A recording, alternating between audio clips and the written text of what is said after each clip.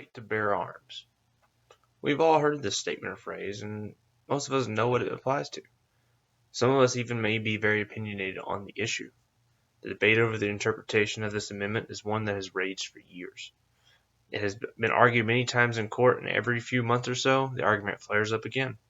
The Second Amendment is a right prescribed through the Bill of Rights that many people love to cherish, while others love to hate. We are going to look into the wording of the amendment and examine some of the arguments that have been made for and against it, and see how it applies to us today.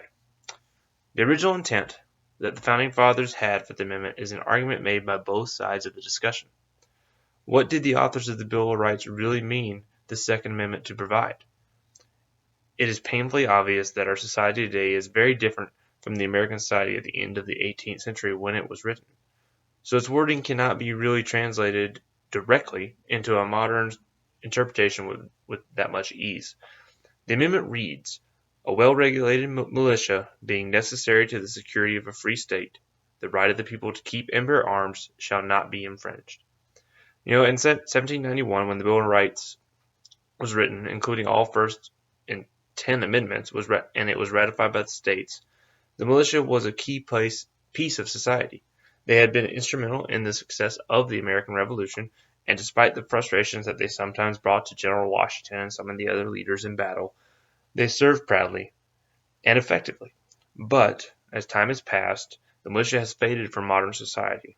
Some will say it has transformed into the National Guard, but even the Guard is funded by state governments, and members do not need to supply their own weapons, like they did originally back in the revolutionary times.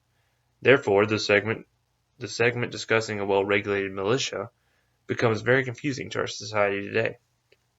Most opponents of firearm ownership tend to use the argument that we have no militia today, and they want to throw out the right to bear arms completely because of this one fact.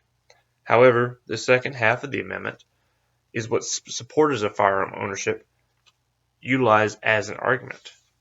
The amendment does state that the right of the people to keep and bear arms shall not be infringed, and many say this plain statement is enough to justify the cause. Regardless of an official militia, this statement cannot be ignored. This argument has been taken to court many times to support gun ownership, but many people, including our current president, seek to limit the rights afforded to citizens by the Second Amendment in response to gun violence that occurs throughout the country.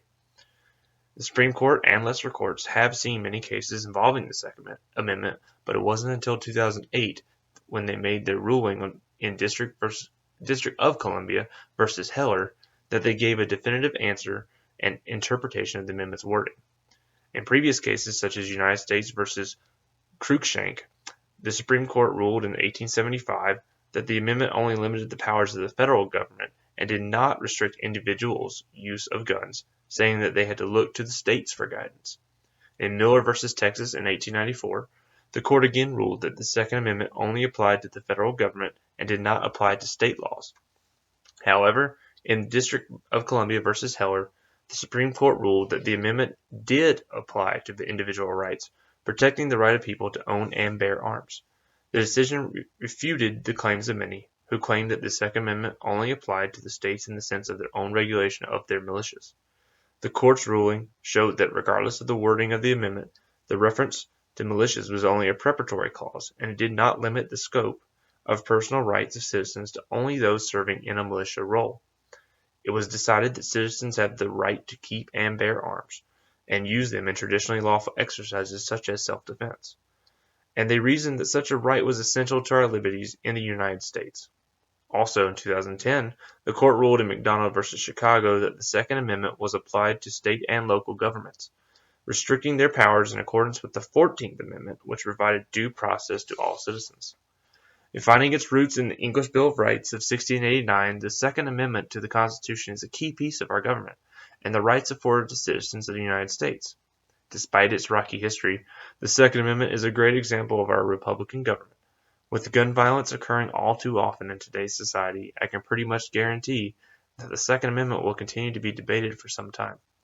With each generation comes a new interpretation, but for now, the right to bear arms is alive and well.